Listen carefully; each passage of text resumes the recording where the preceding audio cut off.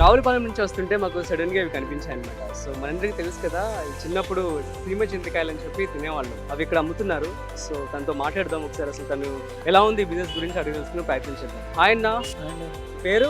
నక్క పుట్టి అండి. ఓకే, సీమ చింతకాయలు ఎప్పటి నుంచి అమ్ముతున్నారు? 3 సంవత్సరాల నుండి చేస్తుంది. సో ఎలా ఉంటుంది బిజినెస్? కవర్ వచ్చి 20 రూపాయలు అమ్ముతామండి. మాకు వచ్చేది ఏం మిగలదండి, ఇందులో మిలిగేది అంతా 200-300 మిగులుతుందండి. ఇది ఓన్లీ ఒక సీజన్ లో వస్తుంది కదా, అన్ని సీజన్ లో ఉంటుంది? అన్ని సీజన్లో ఉండదండి. మరి ఆ సీజన్ లో ఏం చేస్తారు? సీజన్లు అంటే ఏదో పొట్టబాదగా కోతలుగా దేట్లుగా వెళ్ళిపోతాం. ఓకే, మరి ఎంత సంపాదిస్తారు నెలకి? నెలకు వచ్చి ఒక 2,000-3,000 ఉంటుంది. అంతే లాభం, దాంతో బ్రతుకుతున్నారు. దాంతో అదే తెచ్చుకోవడం అదే అమ్ముకోవడం ఏంటంటే, లేకపోతే ఖాళీగా ఉన్నప్పుడు మామూలుగా ఏదో పనికో కింద వెళ్ళిపోతాం. పనికి వెళ్ళినప్పుడు ఎంత వస్తాయి? వస్తాయండి, ఒక 600-500 వస్తాయండి రోజుకి. రోజు.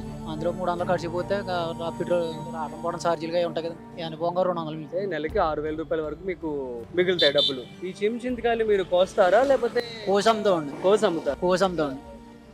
షుగర్కి కానీ బీపీకి కానీ చాలా మంచిదండి.